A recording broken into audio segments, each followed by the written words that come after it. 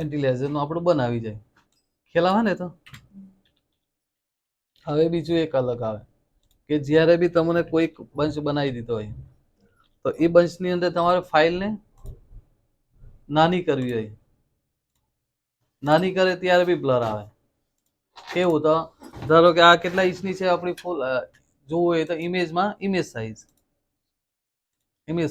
આ બંચ કેટલો છે આપણો? તમારો ફાઇલ 7.8 છે અને તમને કહેવામાં કે 6 ઇંચની કરી દે.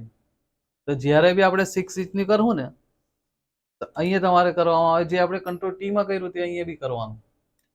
આ ઓકે કરે તો ફાઇલ નાની થઈ પણ પિક્સલ તમારા નહીં ફાટશે. આ પિક્સલ ફાટશે પણ બ્લર નહીં આવશે. હવે તમારે ઇમેજ સાઇઝ અહીંયા તમારે 6 કરી દેવો ને એન્ટર કરો તો અહીંયા હું આવે બ્લર.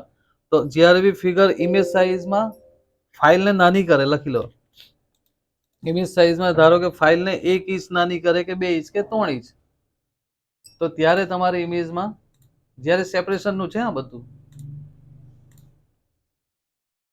તો ઇમેજમાં ઇમેજ સાઇઝ અહીંયા તમારે 6 ઇંચ કરવાનું છે, બરાબર ને?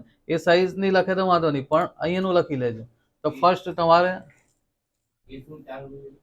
આ પહેલું રાખવાનું જેનાથી હું પિક્સલ તમારા ફાટે નહીં, બ્લરમાં કન્વર્ટ નહીં થાય એ ફાઇલ તમારી. કી સેટિંગ, બરાબર? ધારો કે તમારે કોઈ કીનું સેટિંગ કરવું હોય, શોર્ટ કી બનાવવી હોય, તો એડિટની અંદર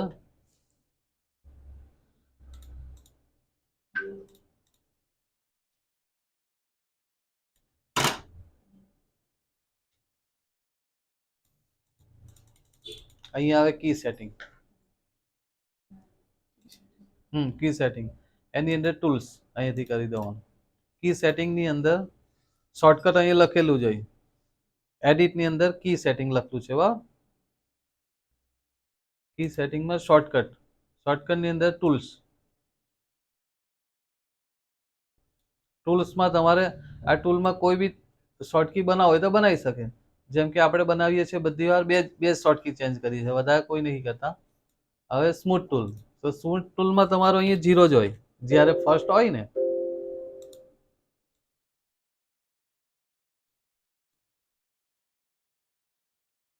ન્યૂ રીઇન્સ્ટોલ થાય ત્યારે ને પેન્સિલની અંદર, તો પેન્સિલની અંદર બી તમારે કેવું હોય તો અહીંયા બી જ હોય, આટલું સેટિંગ હોય. તો આપણે પેન્સિલ જ્યારે બ્રશની જરૂર હોય ત્યારે બી ને પેન્સિલ જરૂર ત્યારે એન. નહીં તો કોઈક વાર શું થાય, અહીંયા આપણે સેટિંગમાં જવું પડે ને બ્રશ ને પેન્સિલ અલગ અલગ લેવું પડે. તો તેના માટે આપણે અહીંયા પેન્સિલનો એન કરી દઈએ ને સ્મૂથ ટૂલનો આ જરૂર આપણને વધારે પડે એટલા માટે આપણે યુઝ કરે તો આનો આર કરી દઈએ, પછી ઓકે કરી દેવાનું, એક્સેપ્ટ. આ ઓકે. ને તમારે અહીંયાથી ફાઇલનું સેટિંગ કરવું હોય તો બી થાય. ફાઇલની અંદર આ ફાઇલ વાળું છે, બરાબર? હવે ફાઇલમાં તમારે અહીંયા ન્યૂ ફાઇલ છે, આ નહીં કરવાનું હે ને, આ તમને ખાલી બતાવું. અહીંયા ન્યૂ ફાઇલમાં તમારું કયું આવે? Control N. તમારે અહીંયા ક્લિક કરીને કોઈ બીજી શોર્ટકી આપવી હોય તો બી આપી શકે. ફાઇલ સેટિંગમાં કોઈ બીમાં, હે ને? જેમ કે ઓપન એસ છે, તો ઓપન એસમાં તમારે અહીંયા બીજું ઓપ્શન ચેન્જ કરવું હોય તો થાય, પણ આ ઓપ્શન ચેન્જ કરવાથી ત્યાં કદાચ ઉપર એ જ વસ્તુ હોય તો તે ચેન્જ થઈ જાય ને અહીંયા આવી જાય, એટલે રિફ્રેશ થઈ જાય, હે ને? હવે કે ક્લોઝમાં અહીંયા કયું છે? Control W. હવે તમારે અહીંયાથી કંટ્રોલ F1 તો થઈ જાય, ક્લોઝનું ઓપ્શન આપણું ચેન્જ થઈ જાય. હવે જ્યારે બી ક્લોઝ કરું તો હું અહીંયા એક્સેપ્ટ કરી દેવાનું, તો અહીંયા ક્લોઝનું કયું આવે? કંટ્રોલ ડબલ્યુ નહીં આવશે, કંટ્રોલ F1. એટલે એવી રીતે તમારે કોઈ બી સેટિંગ કરવું હોય તો થઈ શકે. આપણે કંટ્રોલ ડબલ્યુ જ કરી દઈએ, ઠીક ને? આ કી સેટિંગ પણ ટૂલ્સનું કરી લેવાનું, ટૂલ્સની જરૂર પડે, પેલામાં નહીં જવાનું, કોઈ એની જરૂર નહીં પડે, પણ તમારે એડવાન્સમાં કંઈ કરવું હોય તો કરી શકે. બરાબર લખ્યું ને કી સેટિંગ?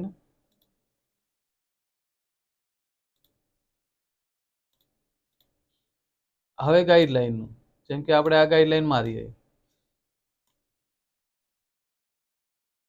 હવે કોઈ ગાઈડલાઈન બધી ગમે તેમ થઈ ગઈ હોય તો તમને એવું લાગે કે મારે ગાઈડલાઈન જરૂર નથી, આ બધી કાઢતા બહુ વાર લાગે, હા ને? એક તો તેને માટે તમારે વ્યૂ ની અંદર ક્લિયર ગાઈડલાઈન લખી દો. બધી કાઢવા માટે એ ઓલ ગાઈડલાઈન રિમૂવ થઈ જાય. વી ના બહુ ઘણી હોય ને આપણે પેલું શું છે એક કાઢવા જાય તો વાર લાગે.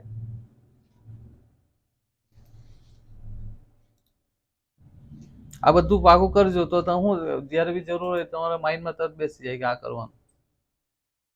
વ્યૂમાં ક્લિયર ઓલ ક્લિયર એટલે બધી નીકળી જાય ઓલ. હવે તમારે ફાઇલમાં મારવું હોય તો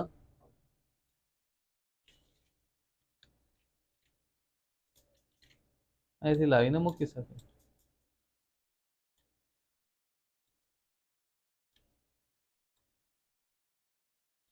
બરાબર.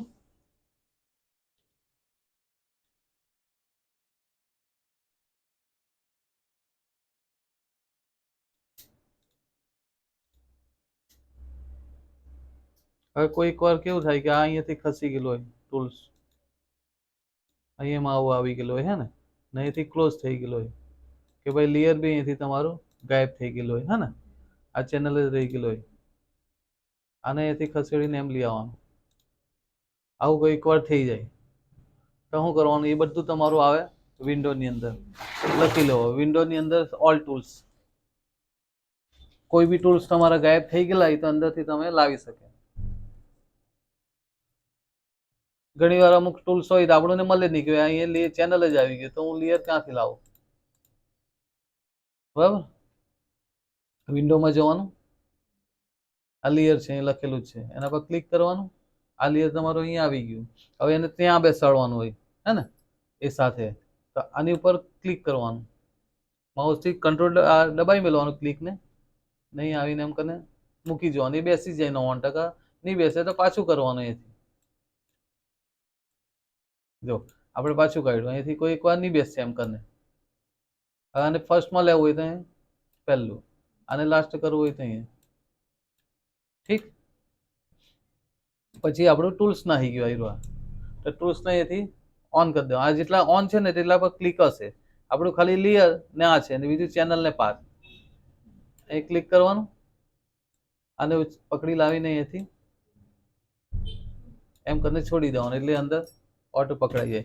જેવી રીતે લેયરનું બી અહીંયાથી ઘણી વાર આવું થઈ ગયેલું હોય, કોઈક અહીંયા રાખે ને કોઈકનું શું છે કે સાથે જોઈન્ટ કરી નાખે, તો આને પકડવાનું, આને નહીં લેવાનું હે, નહીં તો એને લેવા જાય તો પાછું અલગ થઈ જાય. ઉપરના પર પકડવાનું, અહીંયાથી એમ જવા દેવાનું એટલે બ્લુ લાઈન આવે એટલે ખબર પડી જાય કે આવી ગયું. ઓકે.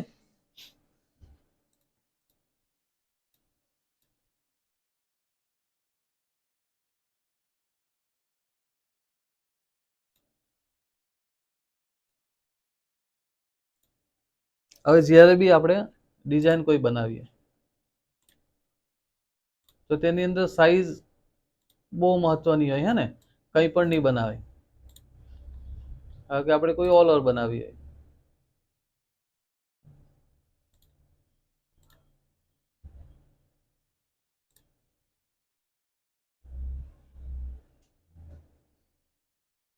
કે આ ઓલ ઓવર બનાવી બરાબર, અને રાઈટ ક્લિક ત્યાંથી વ્યૂ કરી દેવાનું. ઇમેજ ઓકે આવે, રાઈટ ક્લિક કોપી, પછી કંટ્રોલ એન એન્ટર ને પેસ્ટ. આટલું બધાને કન્ફર્મ છે. હવે આને તમારે બનાવે તો તે પેલા સાઈઝ જોવામાં આવે.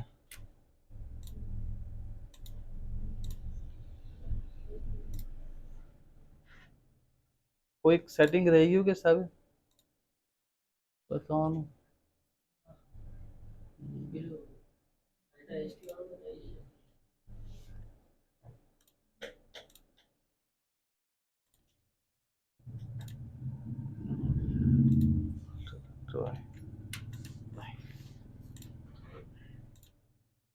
હવે તમારે ધારો કે આ તમારે કોપી કર્યું બરાબર, કંટ્રોલ એન એન્ટર પેસ્ટ. હવે કોઈક વાર એવું થાય છે કે તમે અહીંયા ગાઈડલાઈન મારો ને તો ગાઈડલાઈન અહીંયા પકડી લીધી, કોઈ વાર નહીં પકડે, તો તેમાં તમારે શું કરવાનું, વ્યૂની અંદર આને એકવાર બંધ કરીને જોવાનું, આ નહીં પકડાય હે ને, હવે ગાઈડલાઈન પકડે જ નહીં. હવે તમે અલ્ટર એસટી મારો તો બી કોઈ એકવાર નહીં પકડે હા ને, તો તે રોંગ કહેવાય. તો તેના માટે તમારે શું કરવાનું, પાછું અહીંથી વ્યૂમાં આને એકવાર ઓન કરી દેવાનું સ્નેપને, ને પછી કરી જોવાનું પાછું. કોઈ ઘણી વાર એવું થાય તમારું, તો કન્ફ્યુઝ નહીં થતા, આ રીતે બંધ ચાલુ કરીને જોઈ લેવાનું, લખી લેવાનું. તો ક્યાંથી કરવાનું, આજ ને વ્યૂ ની અંદર ગાઈડલાઈન ધારો કે સિલેક્શન ને નહીં પકડે તો તેને તમારે કમ્પ્લીટ ચેક કરવા માટે સ્નેપ બંધ ચાલુ કરીને જોઈ લેવાનું.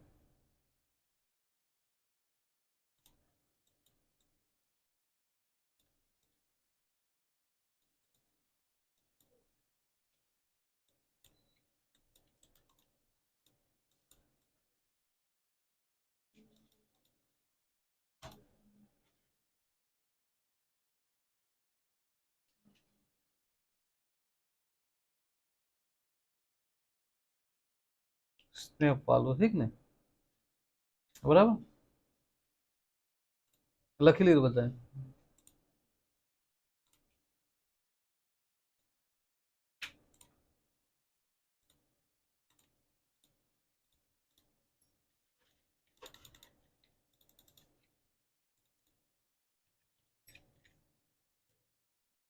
બીજું શું કહ્યું,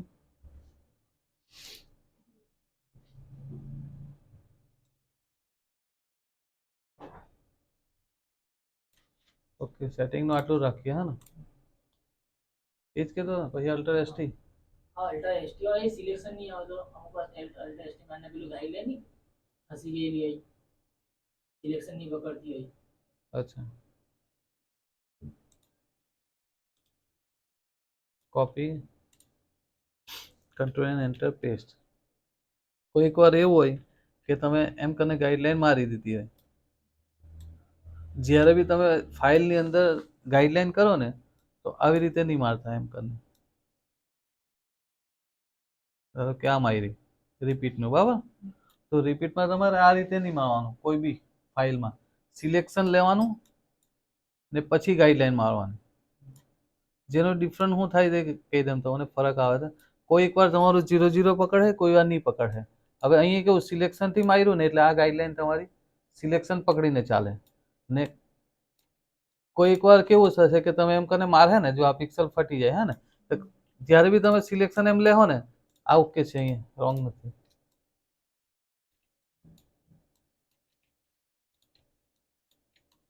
અહીંયા બી ઓકે આવી છે.